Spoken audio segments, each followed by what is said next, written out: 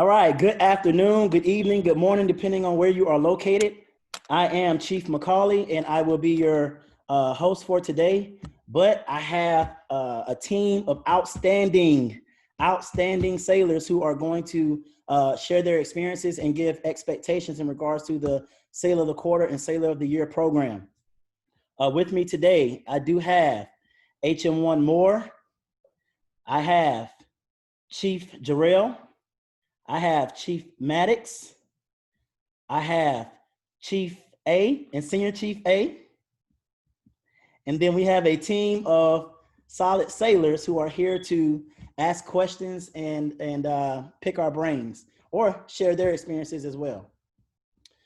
So before we get started with the presenters, I just want to talk about the new update since we are talking about Sailor of the Quarter and Sailor of the Year.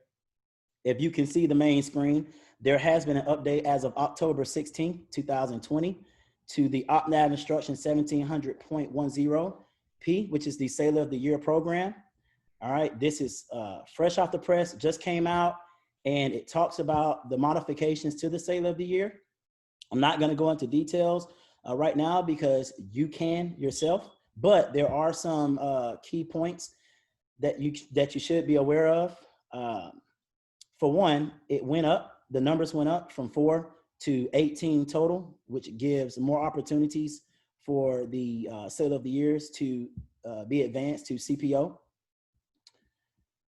And if you go through here, you can look at the commands that are given these opportunities to advance their PO1s to CPO for Sailor of the Year. So I highly recommend that you read through this new instruction that came out. As well as in this new instruction, and with any instruction, for example, each command is going to have their own specific command instruction. Go through and read your instructions. And the reason why I say that is because if you go through here and look, and I'm going to scroll to it, the sample package that is in here, it tells you what to write to. Specifically right here, A through F.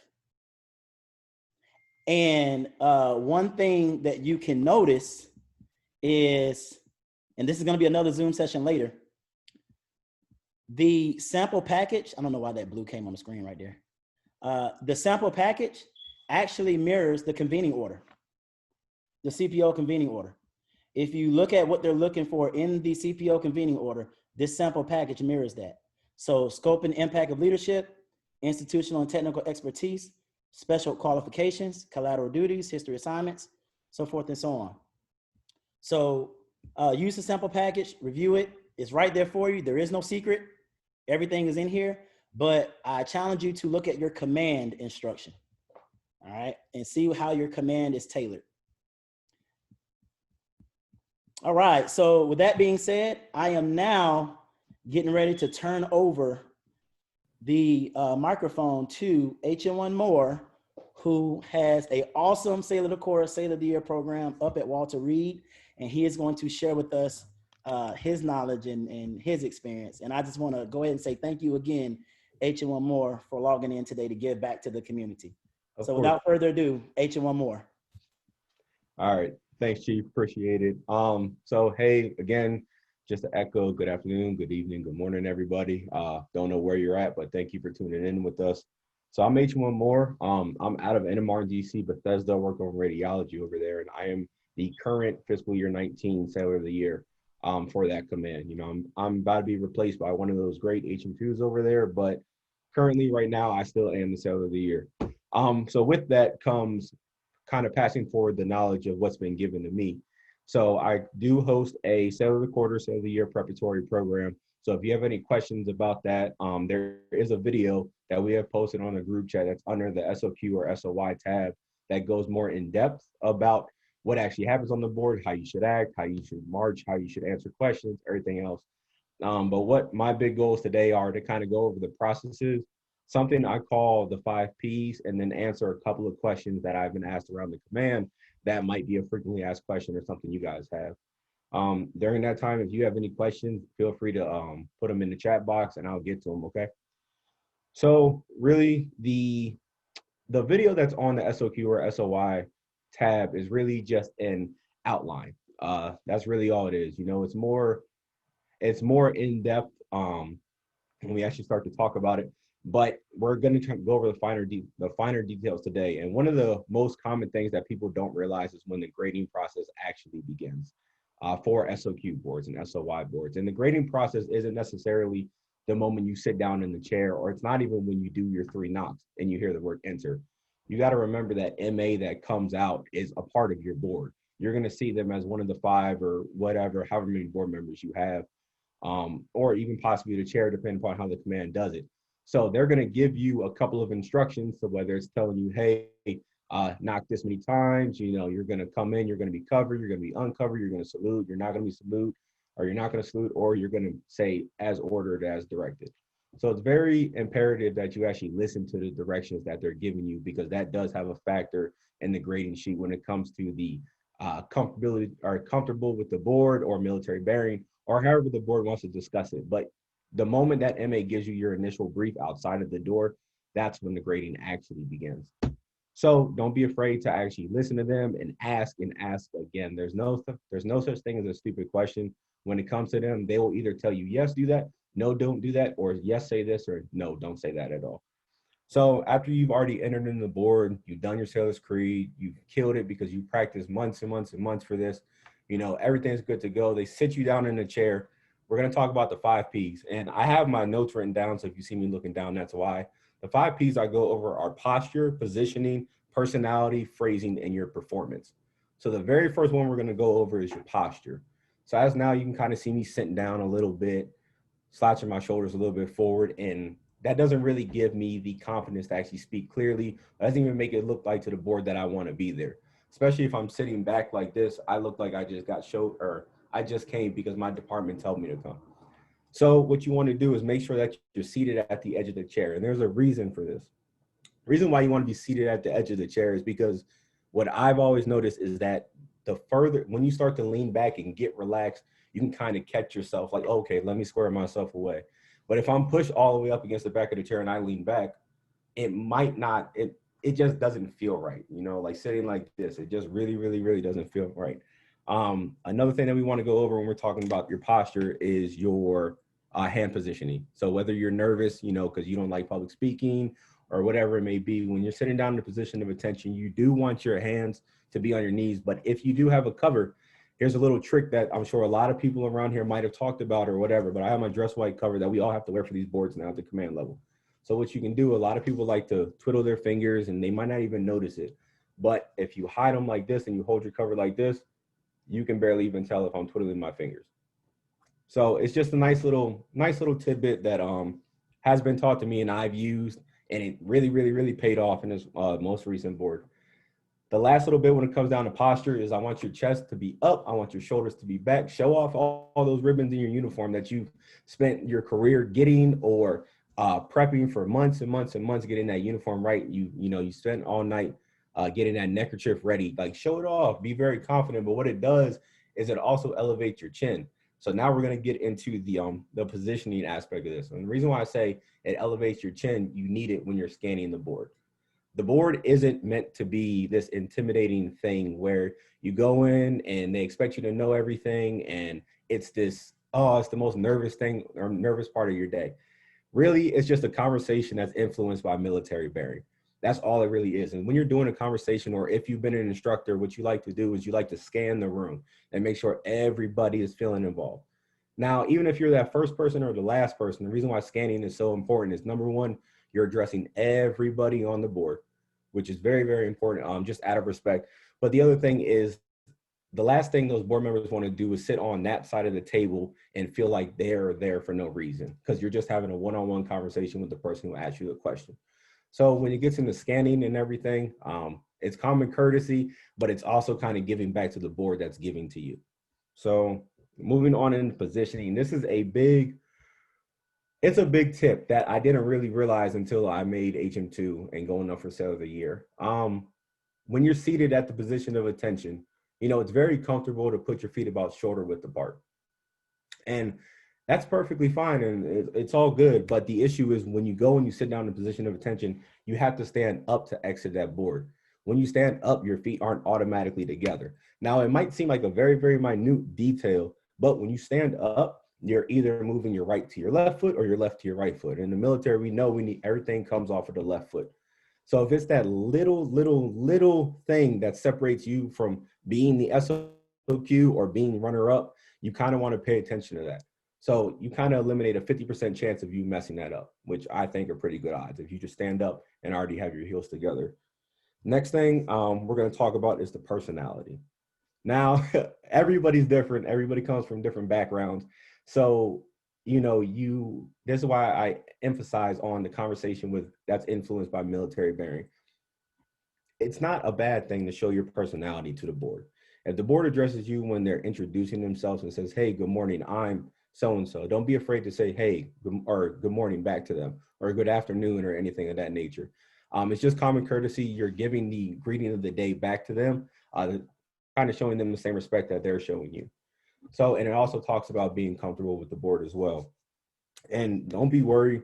It's okay to smile on the board. Now, I don't want you to have, a big smile from ear to ear, but don't feel the need to look like a robot and just go, yes, chief, the answer to your question. That nobody wants to be there for that. So don't be afraid to loosen up a little bit, but not too much, because you still have to maintain that military bearing. And it's okay to put a small smile on your face. Show that you're actually glad to be there and that it's not just this daunting task that you got set up for. The last little bit, the last two P's, so we've gone over posture, positioning, personality. We have phrasing and we have your performance. Now, phrasing is how those questions are worded and how you're answering your questions back to the board. It's a very common practice to repeat the question and then go more in depth about the question. What that does is it kind of does two things. It shows the board that you're paying attention to them, number one, and it also kind of buys you a little bit more time. If you start to practice to where you can just regurgitate what they told you while you can simultaneously think about the answer, it kind of helps you out. It also gets you comfortable talking to the board and it gets everything rolling. The next part I want to go over when it comes down to phrasing is don't be afraid to ask the board to repeat their question or rephrase their question if you didn't understand it. Now, this is a clarification process, but additionally, this is also another tidbit. It does buy you more time because you already heard the question once. So do you have to listen a second time, or are you buying yourself that extra 5 to 10 seconds to actually think about the answer? Another part that I realized doing the boards and also being in the chair for the boardee or the boarder is that sometimes the board members, we're all human, we mess up. They might let a little bit more information leak out towards the question that could, kind of go in your favor. A lot of the board members are good about that, but again, we're all human. So if that happens, hey, that's just more points for you. The last little bit when it comes down to phrasing, take it back to boot camp. We're going to talk about sandwiching. It's very important, even if you don't remember the rate. If you're in a command where there's plenty of jobs and everything else, there's AZs, there's OSs, there's HM, there's whatever it may be. As long as we're wearing this and you say petty officer, you're good to go. If they're wearing anchors and above, chief, senior chief, master chief, roll with that. But this is where that part of sandwiching really comes into play. Just take it back to boot camp and just work on it and keep that practice rolling. The last little bit I want to talk about in those 4 P's will ultimately culminate in the last P, which is your performance. One of the biggest things that I've noticed on boards is people will get tripped up over the smallest things. You skip everybody knows a sailor's creed, but you skip a comma in a sailor's creed and you think, oh no, it's the end of the world. I got to get all flustered. No, just belay my last, keep it moving. So don't let a small bump or speed bump trip you up. Even if it's a question that you might not know or you weren't even expecting, because you don't always get the why should you be selected as a sailor of the quarter question as your opinionated question, or why should you be CMC for a day, or what would you do if you were McPond, or whatever.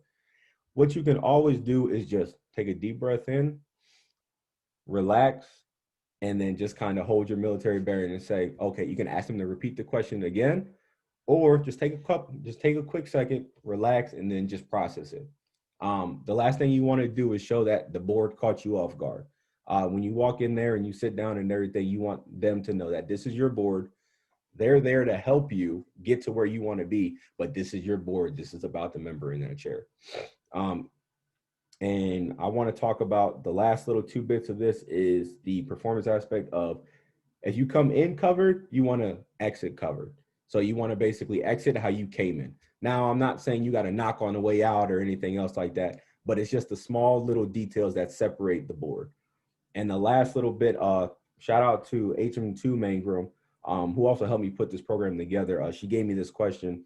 This is phenomenal when it comes down to the board.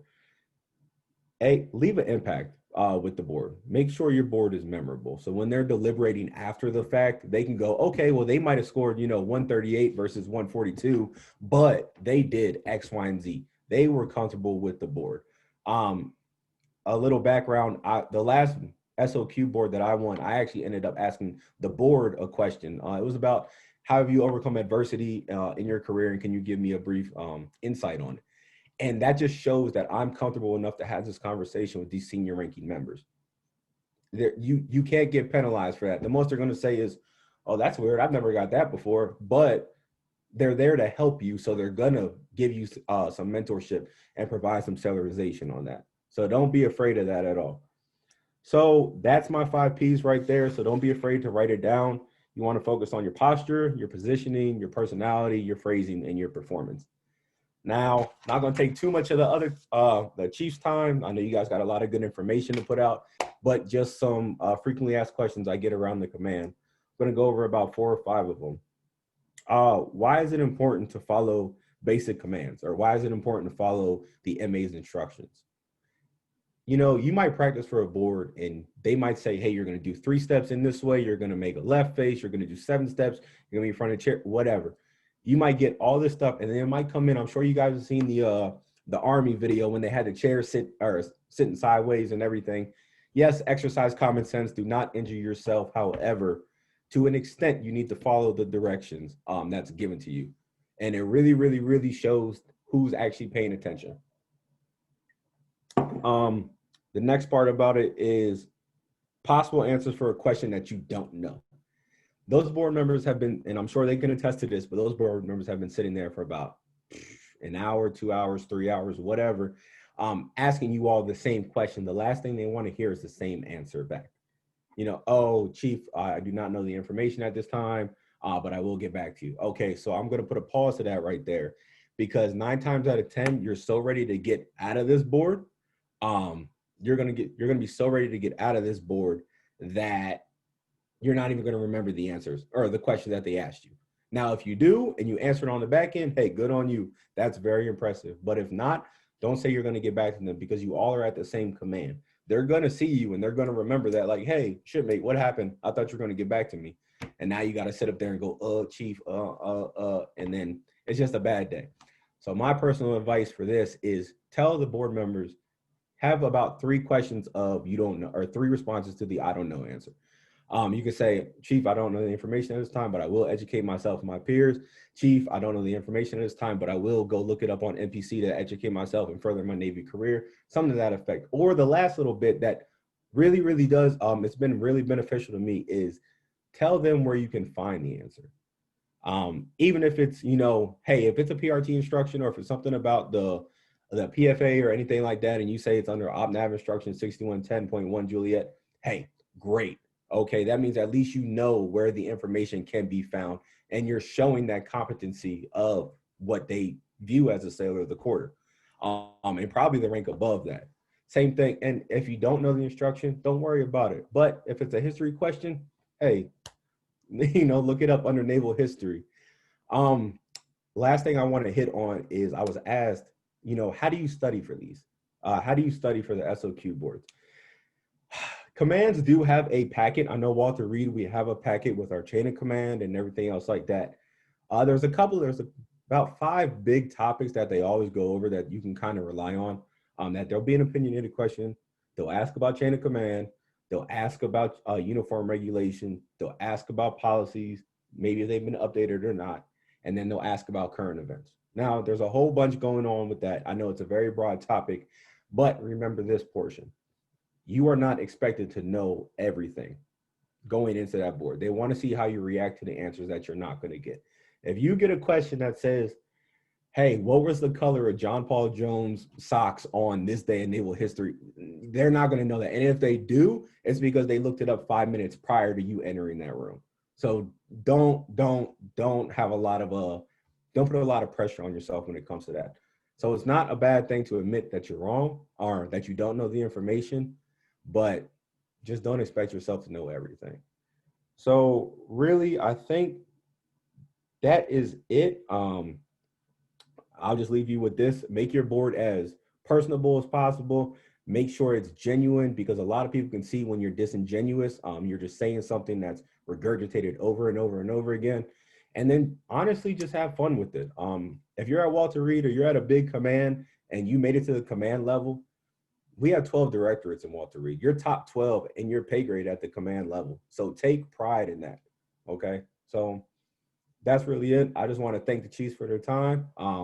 Again, if you ever get stationed at Walter Reed, there's going to be whoever the new SOY is, they're going to be taking it over, the program for Sailor of the Year or Sailor of the Quarter preparatory program. So if you PCS or coming to Walter Reed, we look forward to having you. Okay.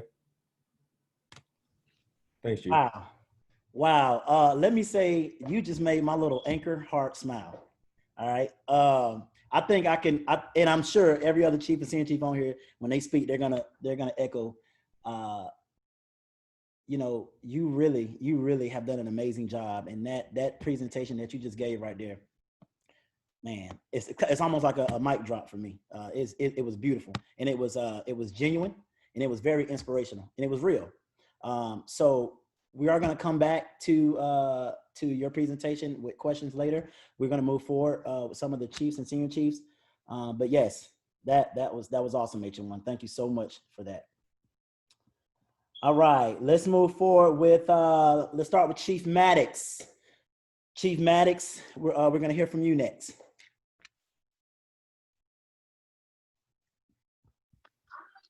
All right, so I'm gonna expand just a tiny bit on what H1 Moore was talking about.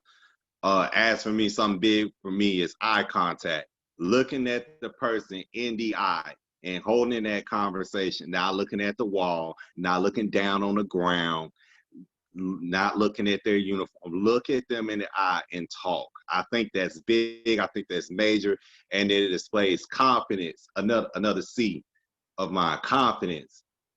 Walk in the room and own the situation, own the board. Look at everybody. Look at your surroundings. And if you study, you prepared accordingly, it's going to reflect. It's going to show. All right. So the confidence, the eye contact, and the control. I think a lot of times that is missed in regards to the boards. Voice control, rather than inflection, right? So you walk in there and you're all, the answer is no. Voice that. Be confident. I'm not saying yell out the Sailor's Creed, but say it with confidence, with voice control, not too fast, not too slow. And I used to stand in front of a mirror and recite it so that I know that I'm saying it correctly, or have someone else, hey, homie, come here, let me talk to you for a second, and then spit it out to the homie so that, hey, you are saying the words correctly and clearly, which is also important, and with the proper stands of control, right? And pay special attention to the honor, courage, commitment, right? Because, you know, we can't be quiet when we say that. That's our pride piece. Now I want to talk about the package just a little bit. The structure, utilizing the correspondence manual, utilizing spell check, utilizing correct sentence format. Everyone has different formats and ways that they do things. Or just make sure that the grammar and language is correct, because after all, if you're writing it for someone, you want that best product pushed forward. You want, when it comes into the room, everyone's reading the package, that it's the same information. The pages are numbered, the references, and you have actual backing into what is being said. And we've seen it to where person say, oh, I'm about to get a NAM next week, but you don't have it right here, so it doesn't count, right? So make sure you do your due diligence, screen accordingly, so you're not walking in not only embarrassing yourself, not only embarrassing the sailor, but you're representing as a whole the directorate or the command as a whole. So that's my quick little piece. Phenomenal job, H1 Moore. Keep going, man. We need more people like you in the mess. Hurry up and get up in here. Hurry up. Awesome. Good stuff. Thank you, Chief Maddox, for that. All right. Next, we will move forward with Chief Jarrell.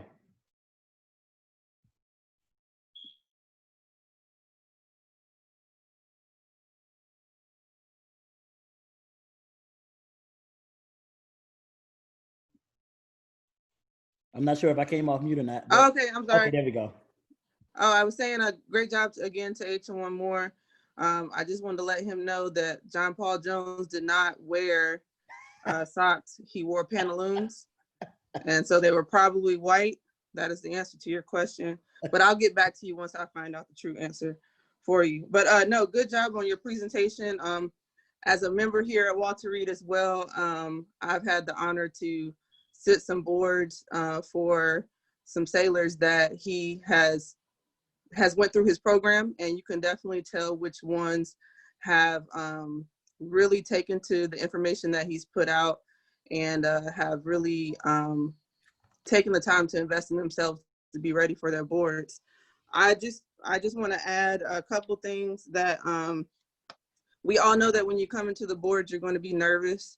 But again, like Chief Maddox said, you know, practicing, talking, whether you're talking to yourself or you're talking to some friends, your shipmates, or going through these different types of programs, talking in front of people. I know I still don't like talking in front of people, but just having that comfort of getting out there and talking and going through the process, going through the sets and reps. You want to make sure you don't come off as robotic, right?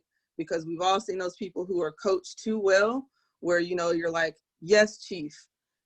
And you're just kind of nodding your head and you're going like this and you're making the eye contact, but it's so awkward because we know that you're just thinking about what you've been coached to do versus allowing us to see your personality. Just remember that we're there to celebrate you and your accomplishments. So ease off on the nervousness a bit because we're there to celebrate you. And I think every chair, every board member, normally when you come in, they congratulate you. You're there to kind of, like I said, celebrate you and your accomplishments. So just remember that you're there for a reason, and we're there to celebrate you. The board is just a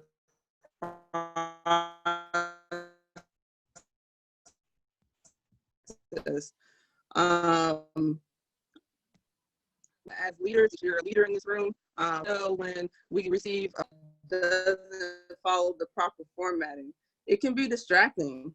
It could be, I mean, if you see that are well written, Chief Jarrell, you don't were breaking up a have little bit. grammatical errors that are in the right format, that's complete, they're already going to be a step.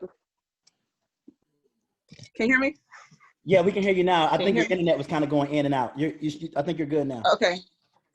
What part did I end on? Just go back one sentence.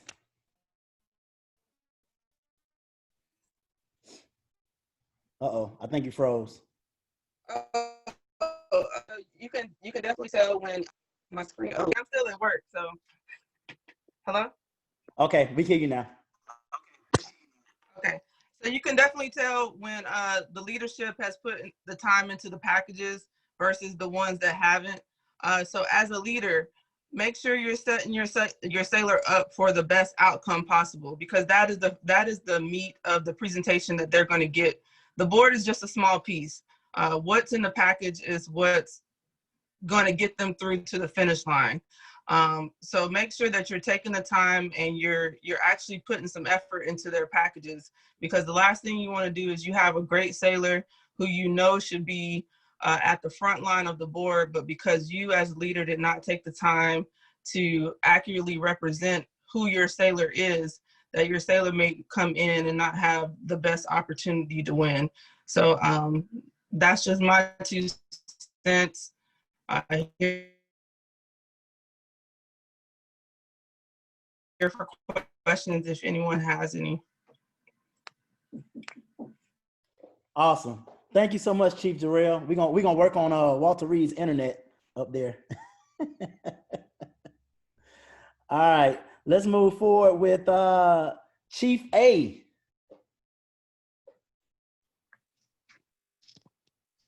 Can you guys see me? I don't know if they can see me. Yes, we can see you and hear you good. All right, awesome. First off, I don't know why Chief McCauley invited all of us when H1 More pretty much stole everybody's thunder here. But it was awesome. First off, I just want to say that I think we got to charge H1 More with impersonating a Senior Chief Petty Officer, Senior Chief Petty Officer Snow. I know you can probably hear me, so I can't see myself. I can hear you. Thanks. Okay. The first thing I want to cover is H1 pretty much touched on everything, but is everybody on that board is the top performer either within that quarter, within that year. So we know they're all hot shots. We all know they're doing their job and they're doing it well because they're being identified by their command as the top performers. However, we're there to see who the sailor is.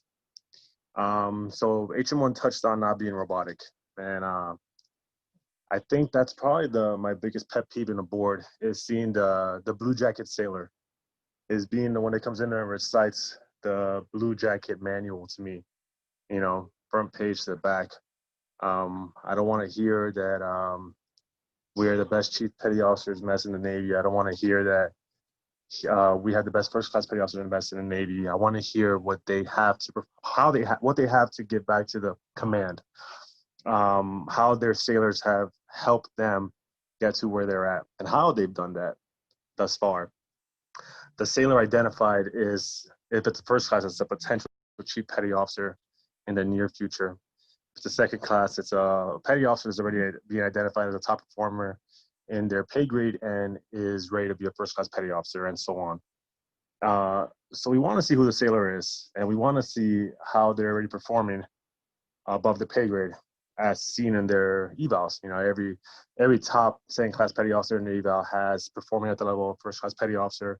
Every first class petty officer has already performing at the level of chief petty officer, press 100, et cetera, et cetera. So we want to see who that sailor is. We want to see why their command has identified them as a candidate for the next pay grade. So I want to hear them. I want to hear why they're such top performers.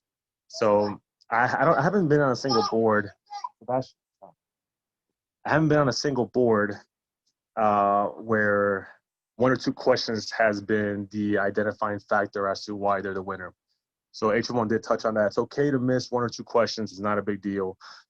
You probably don't know who the 8th MCPON was, and I'm not going to take 15 points off you because you don't know who the 8th, 9th MCPON is. But I am going to judge you on those opinionated questions as to what you would do if you were the Master Chief Petty Officer of the command for a day.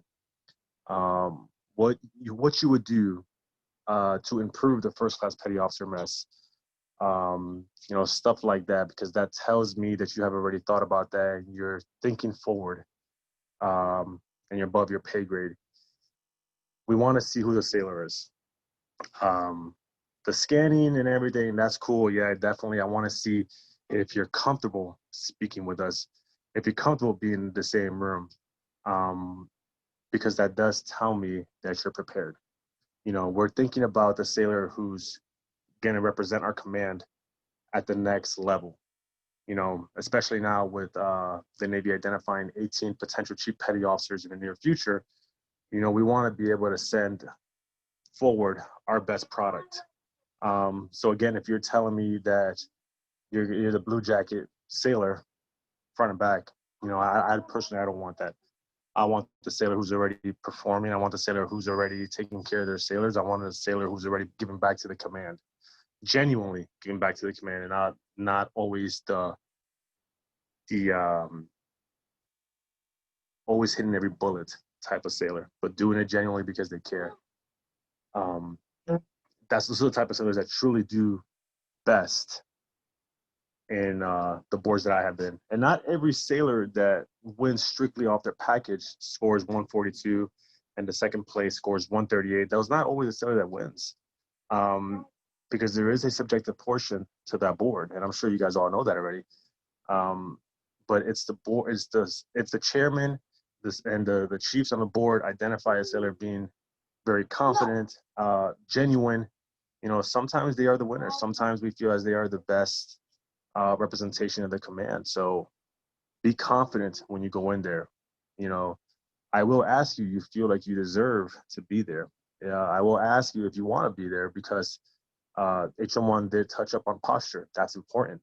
You know, posture does tell me if you want to be there, if you need to be there, or if you're just that sailor that your chief made you be there. And if he made you be there, I don't want you there. You know, I want you to want to be there. The first classes, we want you to feel deserving to be there. And we want that sailor that wants to represent us moving forward. But I appreciate the opportunity to be here and speak to all of you. And again, HM1 more stole our thunder, but hopefully I was able to touch up on some potential, some things that I've seen on the boards. And good luck to all of you moving forward. Awesome. Good stuff. Thanks, Chief A. Down at A school. My man.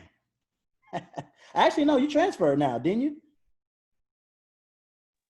Yeah, I'm at 3.7 now and 29 palms.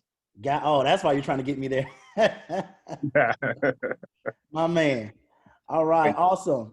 All right, let's move next to Senior Chief Freeland.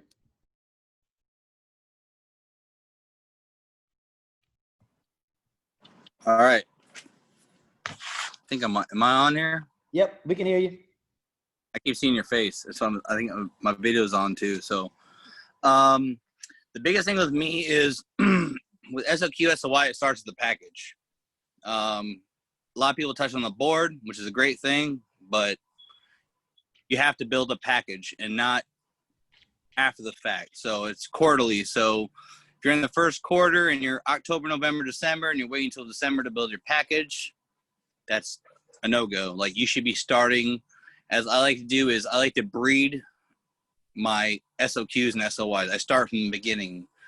So knowing what is expected and wanted in these packages. So if you're going for SOQ, so that's 3 months out of the year. So going into it and knocking out courses that you know should be done already. If you're an E4, you should already have, I believe it's IPME, Introductory to Professional Military Education, E134 and NKO SCA. Have that knocked out, have your introductory stuff knocked out, knocking out these classes. So those are an objective part of the SOQ or SOY process, either way. Knowing and identifying these things, whether it's you asking or like you networking with people, like, hey, like, what should I do as E4, E5? You should always be performing at the next level. So if you're an E4, you should have E5 requirements or recommendations, which is on our ladder. We have an E1 through E9 ladder, which I'm hoping is given to you at each CDB that you go to. That says recommended PME for a community, reading list, and required. So knocking out all these requirements and recommendations is key to making a strong package. That's the objective part of it. Obviously, those things you can control. You can't control subjective. You can only control objective. So you have your classes, knocking out PMEs, knocking out, the NKOs, and knocking out courses that are available to you locally and even possibly, regionally if your command allows it. But ensuring that you have these under your belt. Now, one of the things you'll notice is with recent nav admins and recent things is officers are now required to have learning experiences within college. Enlisted, they want us to be very, very proficient in our job, subject matter experts. Simple and plain. So that means you as a HM should be knocking out, you should already have, sick call screeners. You should already have AMDEC, Unit 1, 2, and 3 knocked out of the books. You should have your PMEs.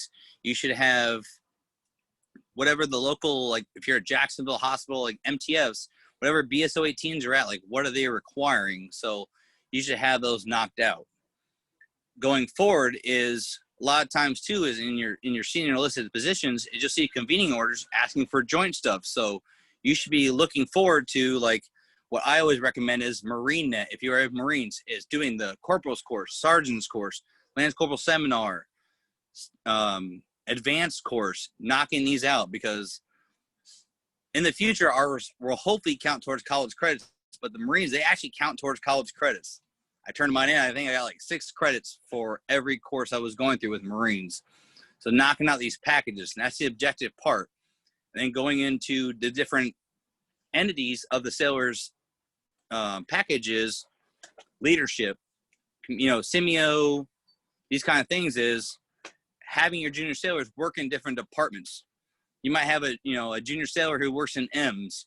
You could actually have them help out in the supply department. They could be counting stuff, helping with intake, getting collateral duty that can help these things. That gives them more bullets, more firepower for their packages, not just for Sailor of the Quarter and Sailor of the Year, but for MAP.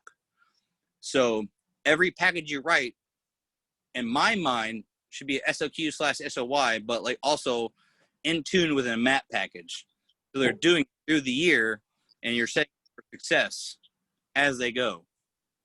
So it's like, hey, like I work in, we'll say, preventive medicine. Okay, cool. You work in preventive medicine in a clinic, and if you're on the shore, like we'll say Mayport, they're helping out at the ships. Throw them in there. Even if they're in M's or P or dental, throwing them in there, they can help out along the way. And it helps build their package. They're getting more knowledge. 2, they're getting more experience. 3, they're helping themselves build their package for SOQ, SOY, and MAP.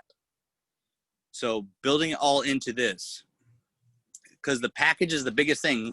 Boardsmanship and presentation is obviously key, but some commands, it's just 20 points out of all of them. So you're literally wanting to make sure your package is great before you even get to the board. And you can prepare people for these thinking outside the box. One thing good too is looking at the regional awards programs. Is there a base volunteer award? Is there a base this award? Or like when I was in Hawaii, we had the NAACP award. When I was a first class, I put myself second class and one of my HNs in for these awards, building them up, and we won Inspirational Leadership Award. We won Cognizance Award, and we won the actual Representation Award, and it was amazing. Like, there's so many things you can do for your package. Is making sure that you represent the Navy in its greatest spirit, but like you're thinking outside the box and not just thinking about Navy programs. So you have his sailors literally touching every point of their whole SOQ, SOY package, because you have the package right in front of your face. You have the dynamics, and the new SOY program, the instruction just came out. It literally tells you leadership, organization, SIMEO, sailorization, like making sure all these dynamics get hit by stuff that you can actually have a piece on. So you can actually, if you're a 3rd Marine, like I'll give you an example. I was in 3rd Marines in Hawaii. I used to have people help out over at the clinic at Makalapa. I used to help them out at the clinic over on base, like dental. Like you can actually strengthen their package because they're having more impact over all these things. So you want to build their package to make them the strongest possible. So when you're like building them up, making this package, and you're competing, especially competing at higher levels. For instance, I was at Key West. We had to compete against the hospital in Jacksonville, which was 500 miles away. So I'd have them like do stuff over at Key West, help out with the search and rescue people. I would send them underway with the Coast Guard for 2 to 3 months, and they would like build themselves up, and they build these packages, and they get mapped, because no one at hospitals are getting this experience. And I'm not saying it's the fault of their leadership. It's just they don't have the opportunities. So if you have the opportunities arise, make sure you're taking advantage of them, and make sure you're helping your sailors get them. So that's package building. Like literally, like you the bullets are already there. You just got to like lean forward towards them. As far as boardsmanship, I've been the president of many SOQ, SOY boards. I'll go into that is showing up with confidence, and also just realizing everybody behind that table who's going to give you questions is a human being.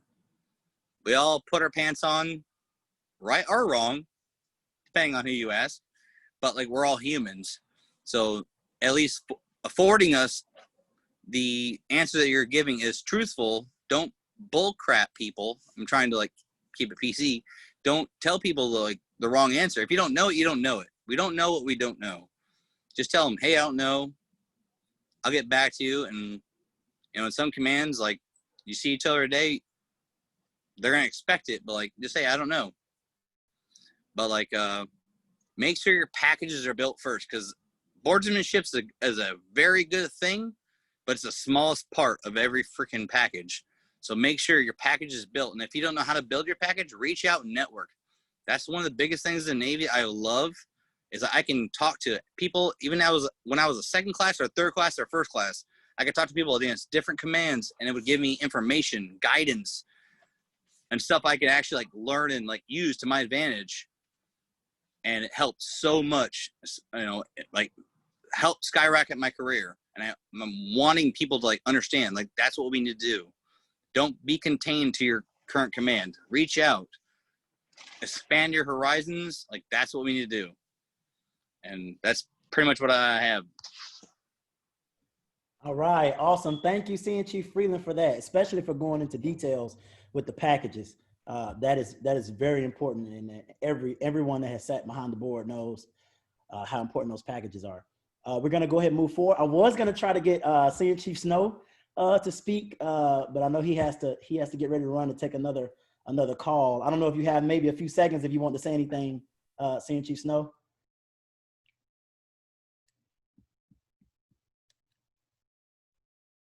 Probably not. I think he has to go take another call. All right. So next we have a special guest that has joined in. I have Lieutenant J.G. Flores, prior HMC, and he has some a little bit words of advice that he would like to give too. Lieutenant Flores, you have the floor.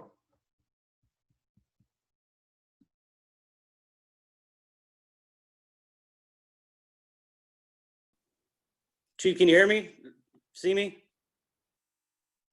Can you hear me? Yes, we can hear you and see you. Okay. Well, first of all, it really is an honor to be here. Definitely sat on some boards myself.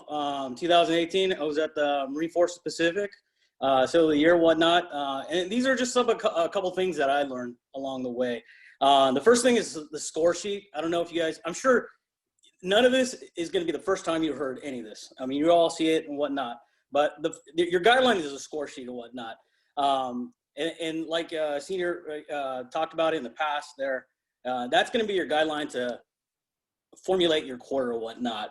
But beyond that, what made me a little more confident when I went into boards was understanding what I did for the command in relation to the mission and what's going on in the world. Because a lot of times there's going to be some opinionated questions that they're going to be looking for comfortability. Because after all, what we're doing is we're picking a replacement. So we want to pick out somebody that's going to be in tune with what's going on in the world, what's going on with the Navy, and what's going on in the AOR or whatnot. So to me, that was the biggest thing as far as my confidence level going into any kind of board. Yeah, during the package quarter, you're going to have tons of time to do everything, and that's your time to develop relationships with all the other first classes, second classes, whoever your counterparts are, because those are the same people that are going to be going up with you. And these are the people that are going to be helping you get your supporting documents. I don't know how many times I've been on boards where there's like a ton of different things listed down, and only 2 of those 10 things were actually legitimate. So a lot of times people will call you out, and it does get a lot more cutthroat as you go up in the TICOM level and whatnot. So just make sure your supporting documents are legitimate or whatnot, because it'll save everybody some time. Another thing is to be genuine. I heard a couple of speakers already talk about it, but I can't express that enough, being genuine. People and chiefs, anybody around you, they're going to be able to pick that out. They're going to know whether or not you're genuine about what you're doing or not. And they can tell whether or not you're just checking out the boxes or you're actually genuine about your actions, what you're doing, supporting everybody around you or whatnot. So I can't stress that enough, being genuine. All right. At the end of each board as well, you're going to probably have some kind of, hey, do you have any questions for us or whatnot? And I don't know if you probably went over it, but you know that's your time to legitimately ask questions. I mean, you have over hundreds of years of experience, and it's not time to basically suck up or whatnot. But a lot of times, you can gain a lot of just by asking the question. So I always ask a question after every single one of my boards.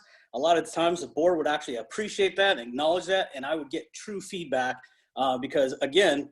I would take that and I would give that to the rest of my shipmates and whatnot. And again, you're just helping out everybody in the end. All right. So go ahead and ask a question at the end. And then again, know your assets in the AOR that you're in.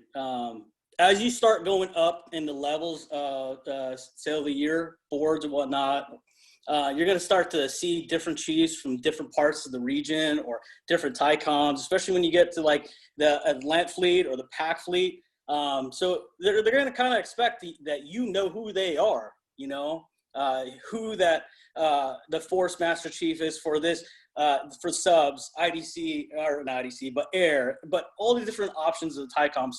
Those are the people eventually, if you start going all the way up in the SOY boards for the year, those are the people that are going to be sitting on your board and potentially making you a chief, because now there's 18 new chiefs that will be happening. Yeah,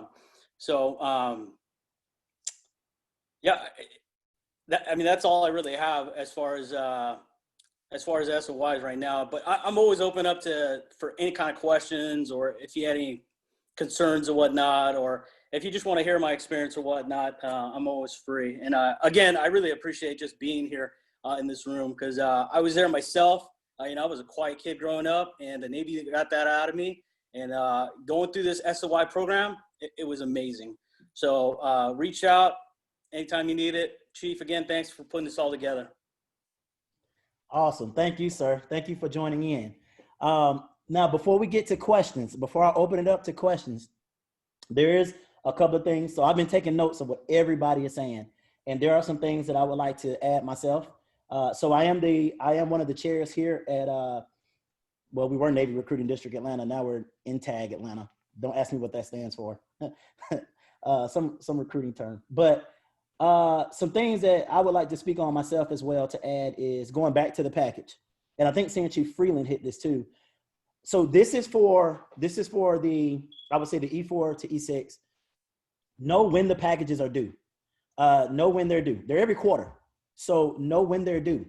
And the reason why I said it is because, and again, we're here to inspire. So for the E4s are trying to be E5s, E5s trying to be E6s, and the H1s that are taking the chief's positions, part of your job is to try to work them out of that job. So what are some ways you can work your chief out of the job or work your first class out of the job? Well, know what's due and get it done ahead of time. So the chief or the first class doesn't have to come to you and ask for it. So if you know the quarter of the package is due, from, first quarter is October to December. So, right. So you go ahead and start working on those packages and have it ready in November or December, ahead of time. So that way, when your chief or your first class come to you, you say, all right, here it is. Already got it good to go. All right. So put that on your planner. Put that on your calendar to already know when the sailor of the quarter or sailor year packages are due. So you can go ahead and start working on those. And then I'm not going to cover anything else in the package because the other chiefs and senior chiefs already covered it. But what I will say is, and Lieutenant J.G. Flores can attest to this, your package or your board itself is bigger than just the board. This will set you up for life. And what I mean by that is, if you're going for an officer interview, guess what? You still have to do a board. You're still going to do a board. And if you're going to sit in front of an officer to do an interview or board of officers, the same things that H1 Moore just talked about, the boardsmanship, you're going to have to do that same thing. All right. They want to see that boardsmanship, and even not even just Navy-wide, but think about when you leave the Navy and you're going to apply for a civilian job.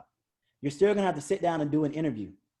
And I can tell you this because as recruiting officers, I'm bringing in civilians that have to do these interviews with officers that are in the Navy. And the first question they ask is, oh, well, I'm nervous. I have to do an interview with this admiral or this captain. I don't know what to do. And I have to sit here and talk to them just like I'm talking to a junior sailor. This is what you would do. And it's the same concept that H.M. Moore just talked about with boardsmanship. And again, it's much bigger than just going up for Sailor of the Quarter, Sailor of the Year. These things help you with officer and civilian jobs later on down the line. So wanted to correlate those two. And we'll talk more about that later during the commissioning brief that we're going to have next week. I think some key things that everybody hit was personality, right? This is one thing I want to cover. And someone already spoke about this a little bit. Your package, the chiefs that sit this board, we make the recommendations. Remember, the CO owns this program, just like the CO owns MAP programs. Your commanding officer owns this program. So who we send up as a recommendation, it may or may not be that person because the CMC, XO, and CO may see something that we didn't catch. But understand that it is the CO's program. We make the recommendations, which is why the package is, again, very important. Here's something that I passed to the first classes here at my command that I would like to share here. I think it's pretty good. Sailor to quarter packages. If you think about it, there's 4 quarters in a year. And what is due every year? Your evaluation, right? So if you write Sailor to quarter packages, and I'm talking about as the sailor, if you write a Sailor to quarter package on yourself every quarter, what do you now have? Your brag sheet. You now have your eval. And you can use the brag sheet because there's an awesome brag sheet that we put in the group. But if you write yourself a Sailor to quarter package every quarter, I'm not saying you have to send it up, but just sit down and write you a Sailor to quarter package every quarter. You now have what you have done for every single quarter of the year. And now you can look at that and tailor that towards the evaluation that's due at the end of the year. So think about that. Someone talked about joint service. I thought that was awesome, especially seeing as joint service is in the convening order. And a lot of the bases that we have down in San Antonio and Walter Reed, they're all joint service. So you have different opportunities to do things. Take advantage of it. And then last but not least, one thing that a lot of people covered was being genuine, being authentic, which leads back to the whole purpose of this group is knowing your why. If you're going to the board and all you're concerned about is winning for popularity, you're probably not going to win the board because you're not going to be genuine in why you're there in the first place. So know why you're there in the first place. And your why simply expands from doing something for other people. And the chiefs and the officers and everybody can tell that. We can tell when someone's being genuine or not. So if you have gotten there because of your junior sailors, because of your peers, because of your senior sailors, and you're doing everything for the Navy and the command and for service, that's what we want. There's a reason why we ask those why questions. Why should we select you for Sailor of the Year? Why should we select you for Sailor of the Quarter? If your answer is all about you, chances are we're not going to be in tune with that question because it's never about you. And I want to make sure you understand that it is never about you. Like this training, this video is not about us. It's about everybody else that's watching this video. It's never about you. So please understand that. All right. So those are my tidbits to add. Please make sure that you are learning how to write the packages to take care of your sailors. All right. And chances are, if you're writing packages to take care of your sailors, somebody's probably writing a package to take care of you. Somebody's probably thinking about you, and that's how the world turns. That's how this circle happens. All right. So now, with that being said, let's get ready to open up for questions. I know we have some sailors that are on board. You are more than welcome to come off audio and ask anyone a question, or you can type it in the chat box. So with that being said, the floor is open. Do any sailors have any questions to ask? Uh-oh, I see a question in the chat box. So I'll ask it out loud and anybody can answer. One question was, how much time is allotted by board members for validation of the information in the package?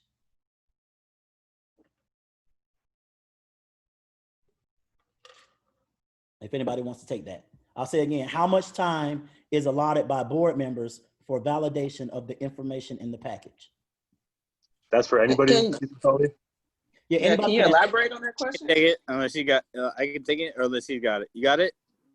No, I wouldn't elaborate on the question. Like, what do you mean as far as do we sit there and deliberate, or what do you mean the validation of the information that's in the package? I think the question is in regards to, is the member an active FCPOA member? If so, is there any validation to that, or how involved are you in Standard 360? Is that what the sailor is talking about? So he responded back and said, or he or she shipmate responded back and said, just verifying the information is true. Well, I mean, we're trusting in, that most of the time the packages they're not from the member directly to the board. They're vetted through their leadership. So the board members are there. We're trusting in leadership to ensure that the information that's in the package is correct. There shouldn't be outside communications with leadership or anybody else by the time the board convenes. So when the package is due, the package should be in, and that's what you have in there should be true and factual. And then anything that's in a good chair or a true chair should not be having any outside conversations of anything that's not inside the package. I agree with Chief on that one. 1 second, sorry. So we have to be careful about what we do put on those packages because our names are attached to those packages, the chief, the sailor involved. So what you're risking is treasure hunting is losing any kind of future packages that you may submit. So I have been on boards in the past where there have sailors put, I completed 100 hours of volunteer service with the FCPOA, and one of the board members on there is the mentor for the FCPOA, and then they would say, I have never seen this sailor in my life. All of a sudden now the names attached to that board, the package, lose credibility for future packages, evals, maps. So take that into consideration when submitting something. Make sure that you got to think that it may be actually validated. So if it is validated, that you do in fact have proof of everything that's within that package. Do not allow yourself to lose credibility because you're affecting your sailors and you're affecting yourself as well for any future package that you may want to submit.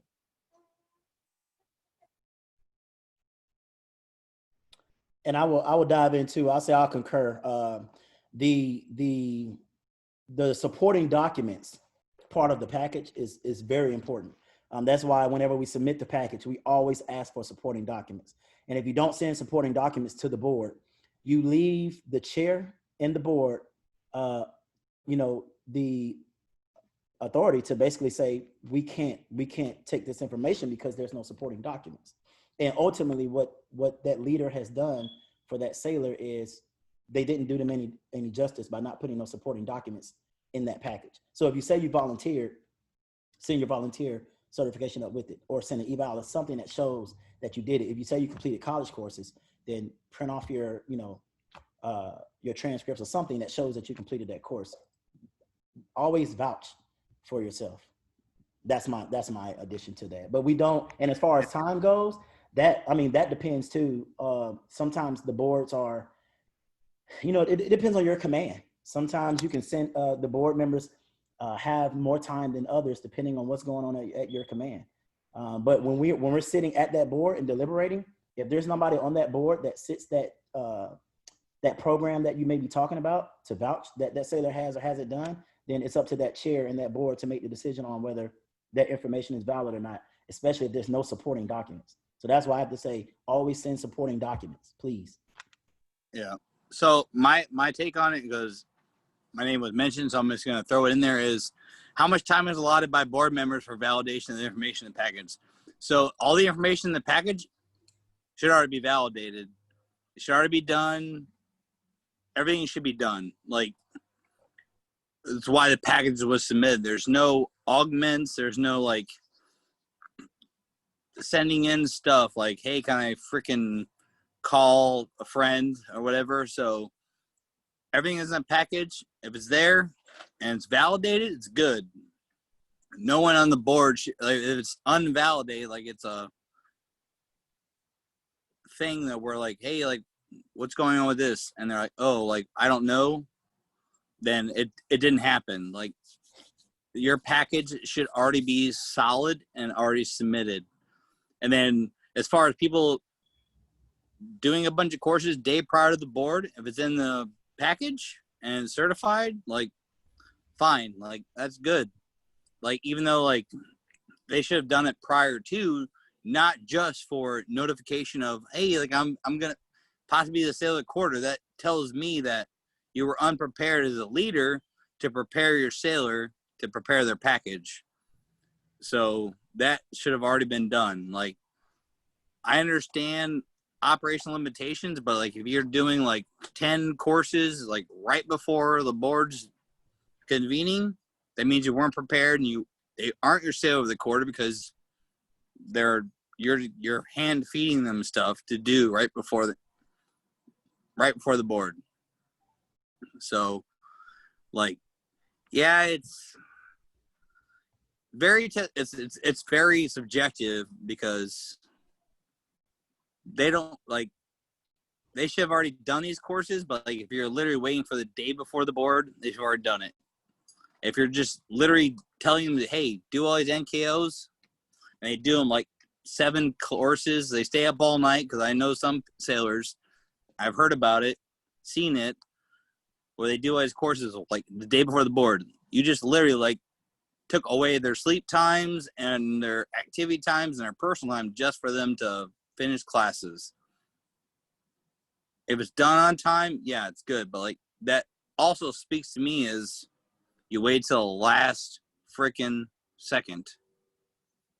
Why did you do that when you could have like spread it across 3 months if it's a quarter package, or a whole year if it's a year package? Like, why would you do that to them?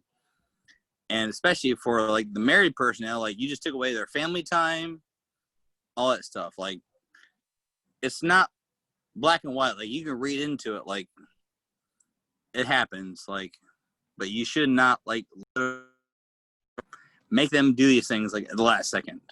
So, and let me intervene real quick. I want to make sure everybody knows what's going on, because not everybody probably saw the question. There was a second part to that question, which is what Senior Chief is talking about, that said, how do you feel about a ton of courses being done the day prior to the board? So that's what he's responding to. And just like he said, I mean, it should not happen. It absolutely should not. But I also want to add to that too. You got to understand, and I think Lieutenant JG spoke on this, you got to know the scoring sheet, because it doesn't matter if you did 20 courses the day before the board, there's only a max amount of points you're going to get for courses anyway. So you can do 30 courses the day before the board and still, not add up to the amount of points of someone else who has performed, and did their job scope and leadership, which is usually way more points than the courses. So it's a short-term game. And I'm sure many of you guys have seen, make posts in the group about that. You can stress yourself out for short-term gains, or you can know why you're doing it in the first place and have consistency and momentum, and you'll win in the long run. This is a marathon. It's not a sprint. So don't try to knock out 30 courses the day before. That's just like trying to get an excellent on your PRT and you just prepared 2 days before the PRT. All right. If you practice being healthy throughout the year, when the PRT comes, you rock it. It's the same concept. No, I totally agree. So generally what I do is I give a thing out called Hot Topics, like the stupid store is generally like, here's the things that you need to focus on, and these things will help you in SOQ, SOY, MAP, and evals. It's literally a list of things like, hey, like at your rank, and all I do is pull it from ladder.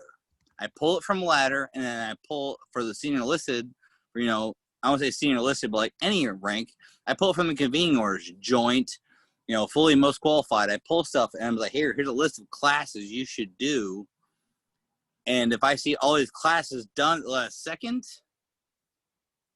no, like that's not going to help me say, oh, that person's better because they did it 75 courses. I mean, obviously you're not going to do 75 courses, but like all these courses at the last second. But like I give a list of all these things that they should have to do because, like I said, pulled off a ladder, pulled off of recommendations from other services like Marines, corporal course, sergeant's course, advanced course, career course, all these things.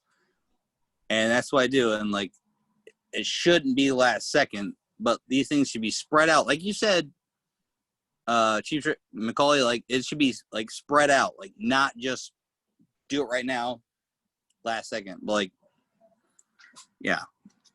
Okay, good stuff. Hey, listen, I have a question myself for some of y'all. So my question is, I'm HN McCauley, and my chief wants to put me up for Sailor of the Quarter or Sailor of the Year. But I don't want to go. I don't want to go up for Sailor of the Quarter, Sailor of the Year. But my chief wants me to go, or my first class wants me to go. What can you all tell me? Give me some advice.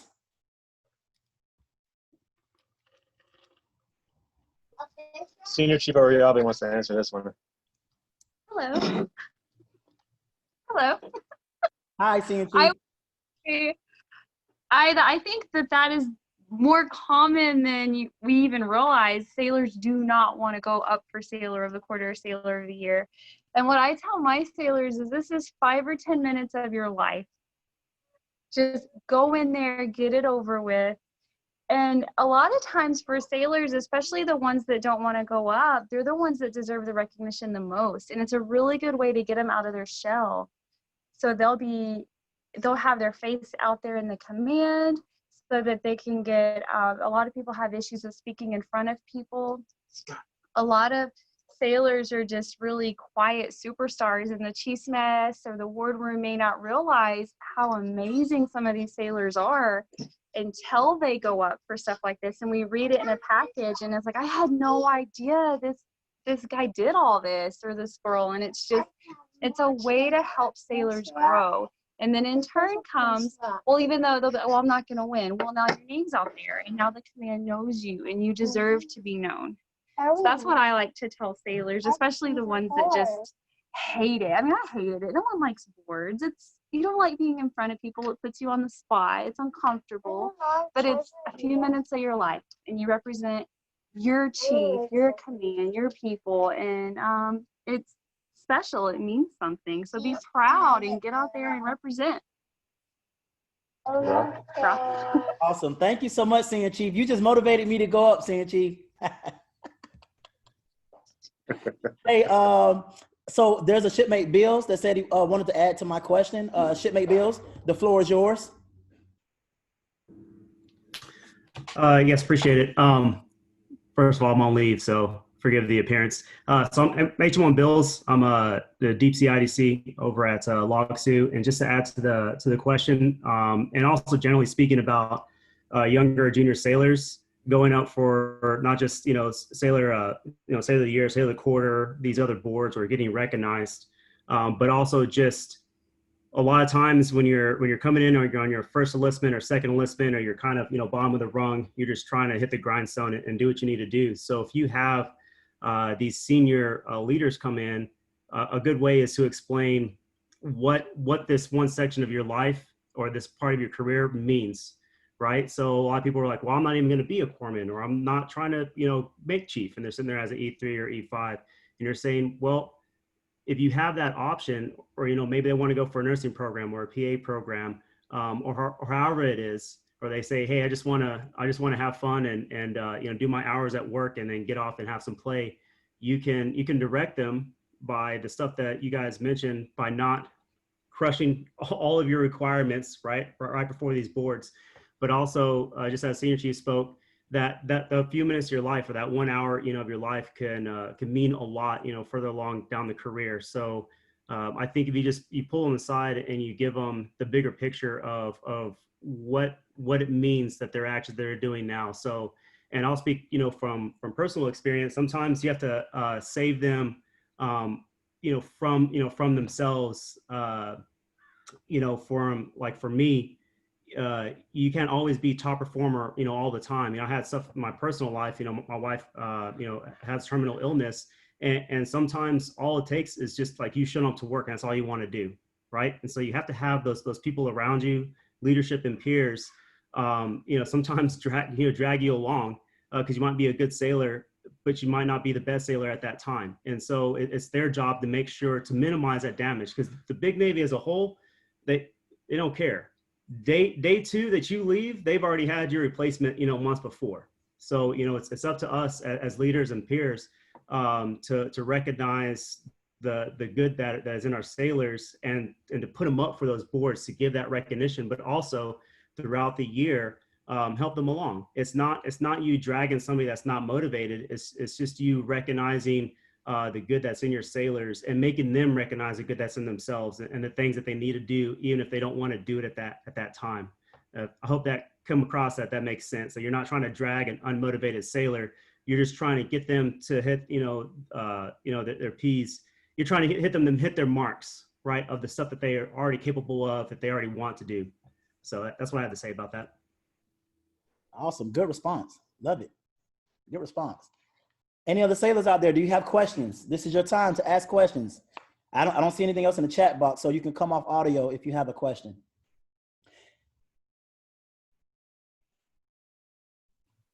I want to address something for the SOY, if it's okay. Sure.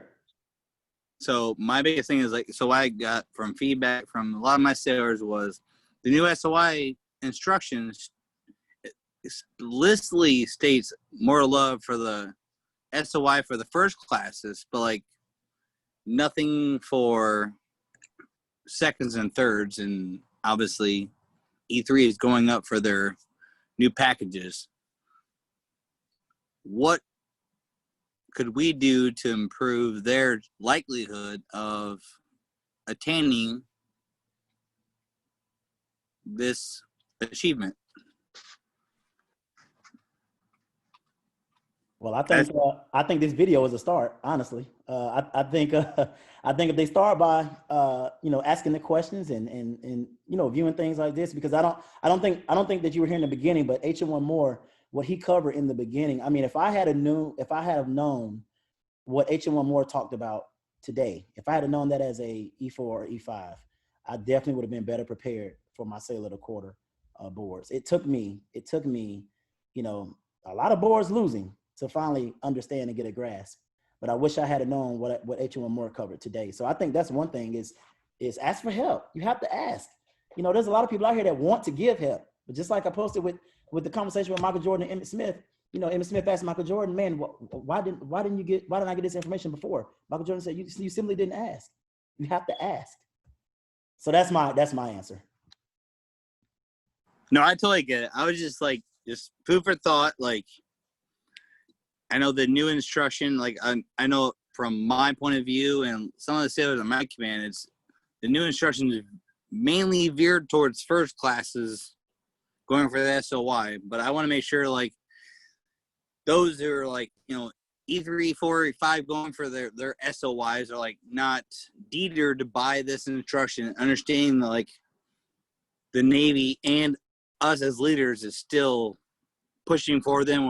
We're still rocking forward for them. I just want to make sure they understand that, because I know this new instruction was kind of all the Navy cares about is first classes. You guys forgot about us, but yeah, that's what I respond to that, Chief. Yeah.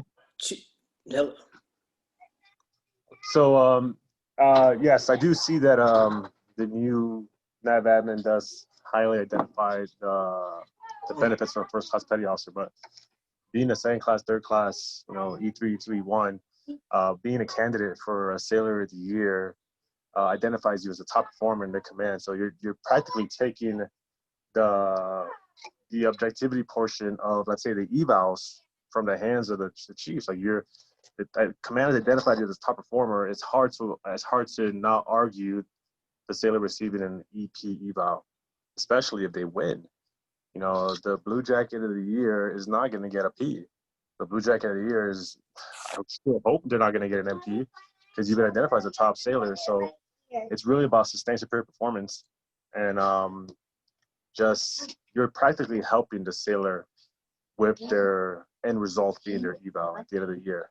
That's what I got. Chief, can I just chime in real quick? As far as the map quotas and whatnot, someone already put it in the comments there, but first classes don't have a map quota. Their map quota is SOY at the end of the year, potentially being one of those 18. So I don't think the Navy forgot about thirds and seconds. I think it's just going about it a different way as far as meritoriously advancing somebody. So, that's all I got to say about that. But but definitely keep trucking, definitely. JG hit the nail on the head, and that's another aspect to a lot of being a leader is communicating effectively, spreading awareness and educating the sailors, because Senior Chief is right. A lot of sailors might see that and think, well, it's only for first classes, but you got to understand the first classes they didn't have a MAP program like what we have for E4 to E5. So absolutely, Lieutenant JG, that's exactly what it is. But great question, great comment. I have a question for the board members as well. Hi, I'm HM McCauley again. I'm being asked an opinionated question about social climate. For example, when I went up for a board, I was asked about the DAT repeal when it happened. And someone might ask an opinionated question nowadays about what's happening in the climate. How do I answer those type of questions without offending someone on the board? Uh-oh, got him. So that's a good one, actually. That's a really good question. You have to read the room. You have to read the climate. I'm not going to go into a board and say, and I'm being very honest right now. I'm not going to say, screw equality. Don't do that.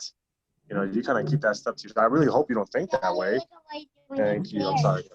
But you don't say stuff like that on the board. You got to read the room. But also be honest. Just talk about how you can help your community, especially with the ongoing issues, being inclusive and not exclusive. And as it was put out already by the CNO and the MEGPON, you got to bring everybody in. You got to identify yourself as a leader, regardless of whatever you think, however you believe about a particular situation. So, okay, that's it. Okay. Answer one more. I would like to hear your response to that. Actually, I was hoping I got caught on. So, it's actually very interesting you asked that question, Chief. Because we were kind of, I think 2 quarters ago, I remember it might have been Senior Chief Carrillo at Walter Reed. He asked kind of a question like that, and he knew it was going to shake up the room a little bit. And like Chief said, you have to know your audience, and you definitely have to read the room appropriately. People love to get people off their rocker during the board, but if a sailor came to me and asked me that advice, I kind of turn it back to where no matter what my opinion is of the political subject or whatever it may be, I have to ensure that all the sailors and soldiers and Marines and airmen that I'm taking care of or in charge of don't feel outed by these social injustices or wherever their political views be. Because the Navy isn't in the business of being in politics. It's in the business of taking care of sailors and soldiers and Marines and airmen. So it's a very complicated question to ask, also a very complicated one to answer. You can say, if I guarantee you once that door closes and the sailor leaves, there's going to be a conversation like, whoa, we didn't agree on that question. That question wasn't okay. But if you are forced to answer that question, my advice would just be remove yourself from the situation and ensure that you can voice that you're taking care of the people around you, that particular event does affect, or they might have after effects from it. Awesome. Thank you so much, Sailor of the Year. HM1, now I know you're HM1. HM1 Bills wanted to add to it. Oh, yes, thank you again. So what I would say to that is, one, be educated on that subject of whatever that social climate is, what's going on in your social climate. Don't let the first time that you're in front of the board be the first time that you yourself are addressing that question, right? So be educated on the subject is what I would say, one, and know the multiple sides of the subject, right? And then what I would say is be genuine with your answer. So I might be able to speak personally, as a person of color, but I would not, be able to speak personally, on the subject of gay rights or something like that. But I at least need to be educated enough on the subject, so that way, whenever I give my answer, I could give my answer as someone genuine.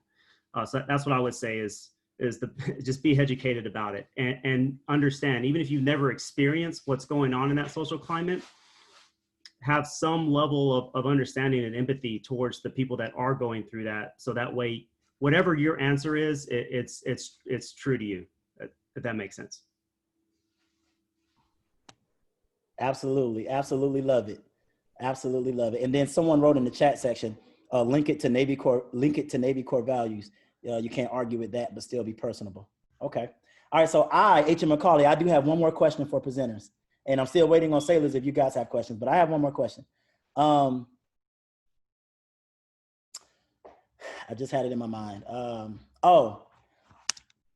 Why do you all as presenters, why do you all ask why questions? Instead of asking just what, why do you ask why? Like, why do you ask me, why do I want to, why should I be sailor of the quarter, or why should I be, or, why do you ask questions that make me think? Why can't you just ask me straight up questions so you can give me a point or not? I just don't understand why you ask why questions or opinionated questions.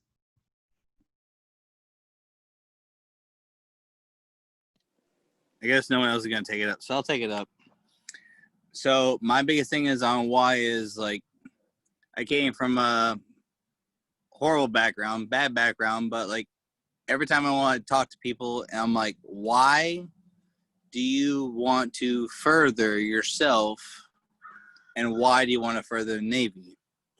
And most times, like, man, I don't know. Like, I just want to, like, make life better. And I'm like, okay, like, but why?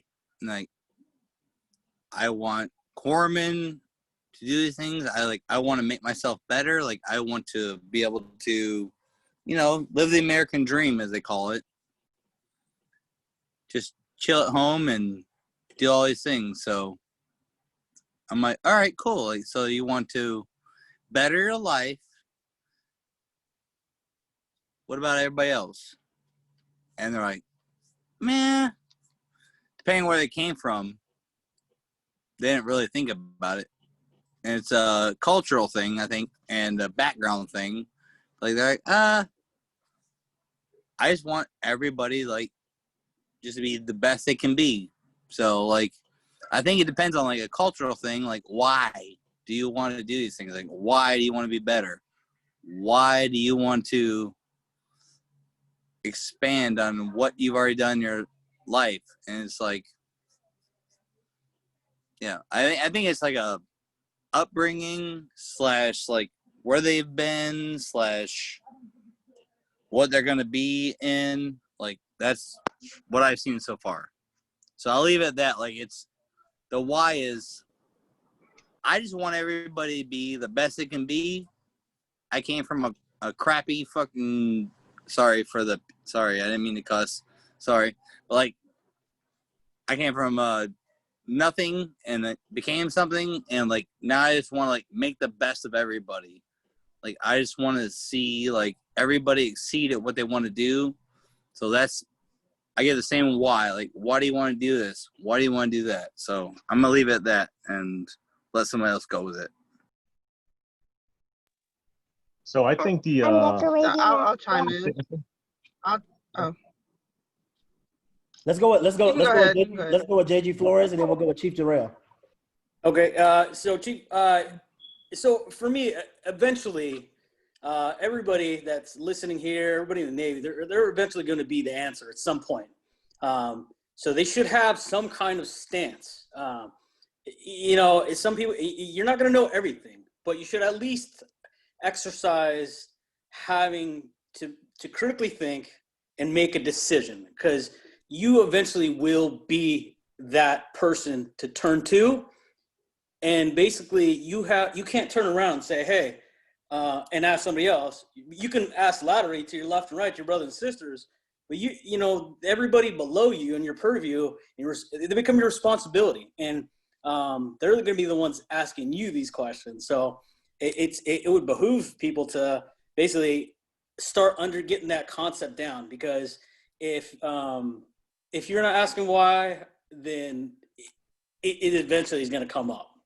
And this is what we do. We represent the sailors and whatnot, and eventually that's what you're going to be. So this is how we improve process and everything, regulations and whatnot. But that's what I think as far as the reasons why I ask why. And see where they're at. Awesome. Chief Jarrell? So the reason why I like to ask the why questions or the opinionated questions is because I want to know their personality. I want to see if they're going to give me a genuine answer or they're going to give me an answer that seems kind of rehearsed or what they think the board member wants to hear. We already know how they are as a sailor, as a worker by reading their package, but I want to know who they are as a person. So by asking these opinionated questions, whether it's about their thoughts on the new PRT instruction or their thoughts on, the command climate, it's just to kind of know who they are as a person.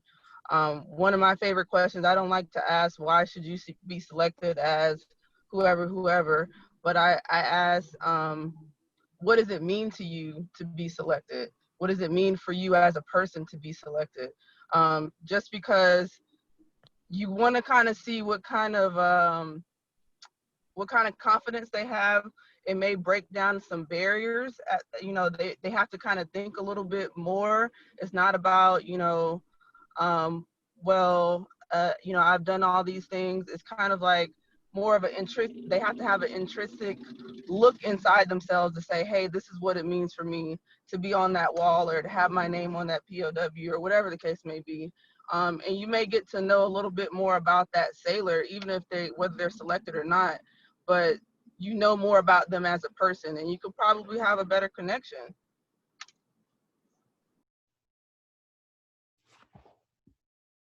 I love it. I love it. That is awesome. All right. So I'm going to open it one more time to sailors that are logged on. You have to ask a question. If you don't have any questions, then we're going to get ready to close out. And I'm going to give all the presenters a chance to have a closing remark as looks like we have now hit we're getting ready to hit the 2-hour mark. So that's pretty good. Any sailors out there, do you have any questions at this moment? Hey, Chief.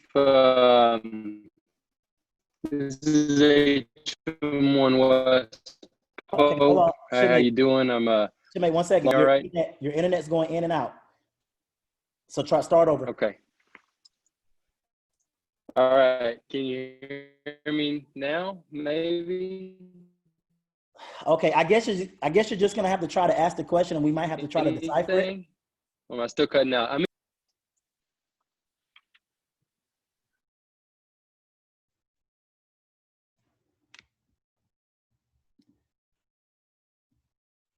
Poor thing.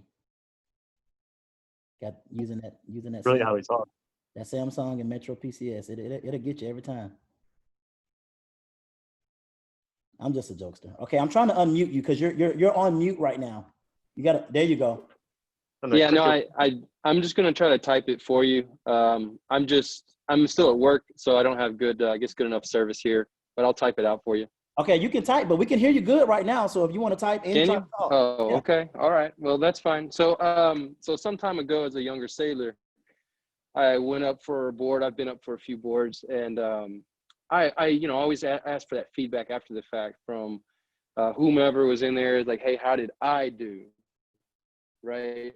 I want to know what I did. And some folks are like, yeah, you did all right. Don't worry about it. And that's all I get. But there was one time, and this is the kind of thing why we don't talk about boards after boards happen. I had asked, and I was told, well, you did good. You were strong, actually. You were like the best boardsmanship we had, and everything was really good, but you just haven't been here long enough. And I said, it was a quarter board. What do you mean I haven't been here long enough? And so I guess I asked that question just because, being at a command for, say, 2.5 years or something like that, people are going to know you better. Maybe you just haven't had that win yet, and they're trying to give you that win. But how does that reflect to people that have only been on board for maybe 6 months or maybe a year? What do you think of that? I'm going to let somebody else go first before I give my thoughts. Well, I don't think that's ever an appropriate answer to say you just haven't been here long enough, because you shouldn't have been submitted for the quarter, for the year, if you haven't been here long enough.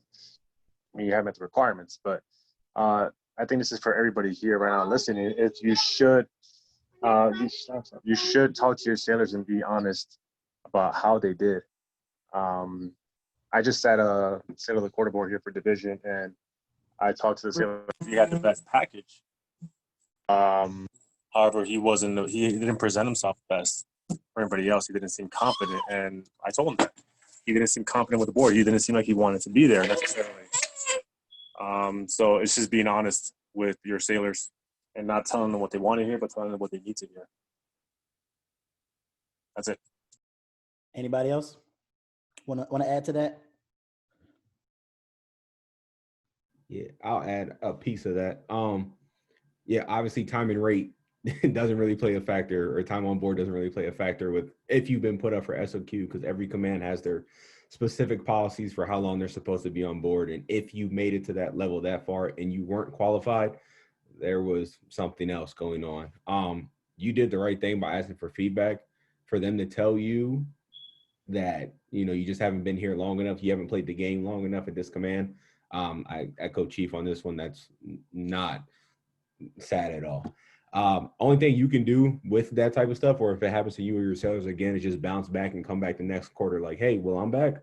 You know, you see me before, so it's not the first time. And then just keep trying and keep trying and keep trying. Very unfortunate that happened to you though, bro. Now, let me say this as I'm sitting here listening to the responses, because I usually like to think both sides of the picture whenever I'm giving an answer. I do agree initially. I don't think that is the right way to handle that. I don't think that feedback should be given that way. But let me also say this, and I said this in the beginning, it is the CO's program. And every CO at every command has their own ways of doing things. I've been at commands where as a first class, you can't get a comm. That's a chief and above award.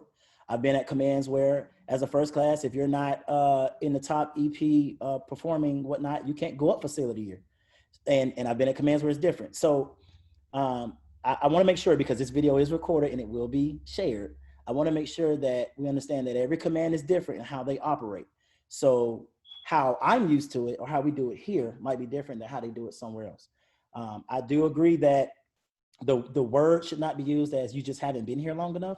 Maybe we could say something like, you know, let's try to get you here, get you there, or, you know, let's try to motivate you to do more, whatever case might be. But do understand that every command is different in how they function. And I don't want to, you know, make it seem like every commanding officer is the same in how they function. So,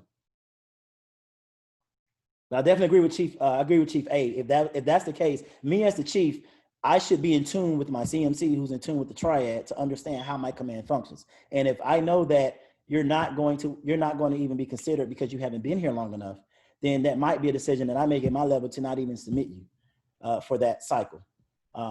So, you know, that's my response. So I could see though. I know I did say that, but I could see maybe the intent of the command that they want to get their sailor's name out there, and they want to put a face to the name and not just have them be a name on an eval or something. That sometimes that may be the intent. They might not tell you that outright, but sometimes they just want to identify you, even though they know you might not win. So that's just the honest truth. Great question. Great question. Thank you for the input. I appreciate it. Yeah, that was awesome. Any other sailors have any questions out there or comments?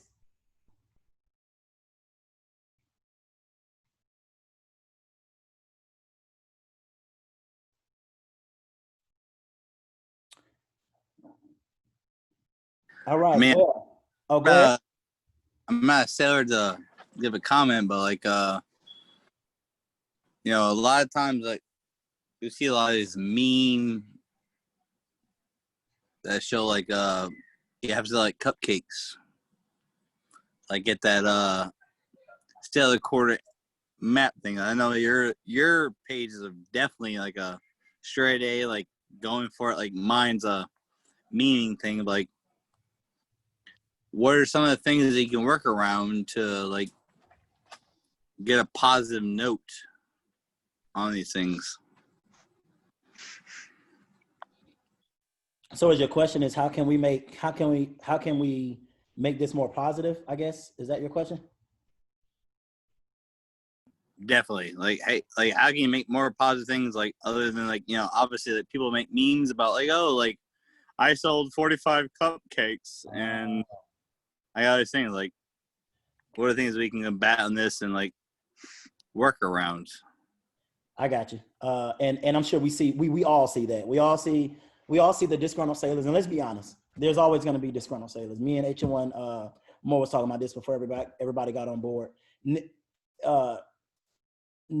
will never be able to satisfy or please everyone. And no matter how much we do, we can talk about the greatest leaders that have been here in America, whether it was a president or some kind of influencer, MLK, whoever. You can think of any leader, and they've always had someone that did not agree with their ideals or their stance or whatever the case might be. So my answer, and anyone else can chime in after me, my answer to that response is do exactly what I just did.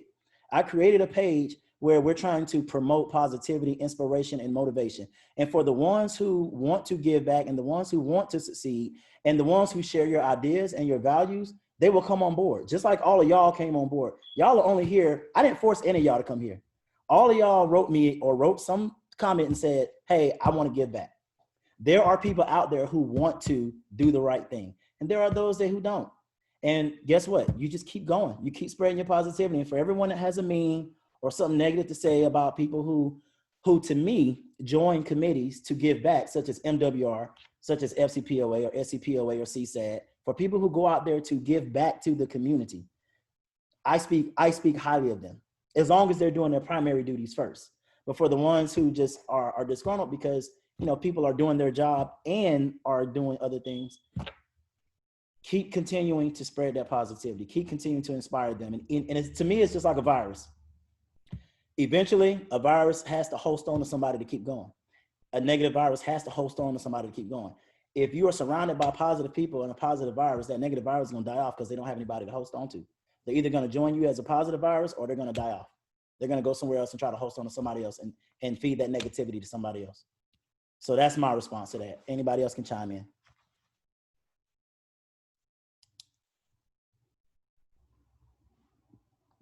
I see H1 Bills had his hand up. I don't know if you had something to say there. It was for that. So I'll say maybe the source of those memes or source of that attitude is most of the time. So like we bring the bake sale that you get a command like wide Bravo Zulu. Sorry, it's my daughter. Say hi. Hi. All right. Can you let me speak now? So I get from you just because of her. Cool. So a lot of those times with those, the in command volunteer or the first class petty officer association or things of that nature, they get a lot of command attention. So or everybody complains, oh, well, if someone works in admin, they're always getting that face time. So one of the things that we can combat is we can spread the information around when our sailors, our junior sailors, are doing good things in and outside the command. So obviously use your chain of command and go through your chiefs and senior chiefs, but get those all hands emails sent out to recognize the things that your sailors are doing outside and inside of the command to get that noise matching the level of the bake sale. And I think if we do a better job of that, of recognizing our sailors, not just personally recognizing, but boasting them out there saying, hey, here's what they're doing, then I think that will start to develop a culture where the bake sale is not as high as everybody thinks it is. Hopefully that came across right. Good to go. Anybody else want to add anything? So I'll add in just one more thing is my big thing is like when people check into the command and they always ask about, it doesn't matter what command I was at, here at FST8, which I only have 20 people. When I was down at Key West, I had, more sailors underneath me, and 3rd Marines is giving them the knowledge of like, here's what you're graded on. Like giving them the grading sheet of what they're being graded on for evals, SOQ, SOY, because every command has them. They're readily available. So why they should be given that at their reporting CDB, like, here you go. This is what we actually like, being transparent.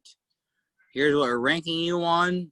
Here's what we're doing while you're here. boom.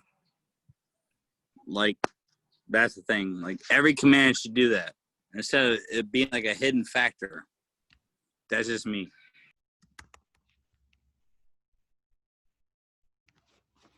I have nothing to add or take away from that. Yeah, I have nothing to add or take away. But it is getting ready to hit the 2-hour mark. So, and I'm sure I see a lot of families, see a lot of children around. So I know you want to get back to your families, and I'm sure people have to get back to work. So, in getting ready to close this out, what I would like to do is just be fair and go around and let everyone give any last closing remarks to what we discussed today in regards to sale of the quarter, sale of the year, and then we'll get ready to finish our day. So we started with H1 Moore, and we're going to start with H1 Moore to close us out. H1 Moore, you have any closing remarks? Yeah, Chip, I just got a couple. Thank you. By the way, thank you for this opportunity. This was a great experience. It's very interesting to see how we're delivering information and doing mentorship now. And we have been since March. But whoever sees this, whether it be on the live stream or on YouTube or on the page or wherever it may be, my inbox is open. If you have any kind of questions, if you see me around the command or the, NSAB area or anything like that, please ask me anything at any time. I will not turn you away. Please definitely ask me the questions. Again, thank you, Chief. I really appreciate it. Thank you, everybody else. And Chief A, sorry for stealing your thunder, along with everybody else. Oh, and Chief Jarrell, I appreciate the information on his pantaloons. H1 Moore, thank you so much. You are very much appreciated. Trust me, we definitely appreciate you. Next, Chief Jarrell, do you have any closing remarks? I just want to say thank you as well for allowing me to be on here with you guys this afternoon. And to all the sailors out there, take this information, but most importantly, just be consistent. If you go up and you're not selected again, you're not selected that time, try again. You shouldn't be working just to go up for one quarter. Your work should be consistent, and consistency will pay off.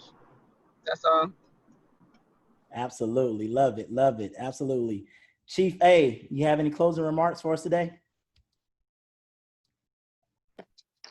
I do, yes. First of all, thank you, Chief McCauley, for providing us this venue to engage with sailors across the Navy. I think this is a wonderful approach to keep us engaged. You can see my kids want me to leave already.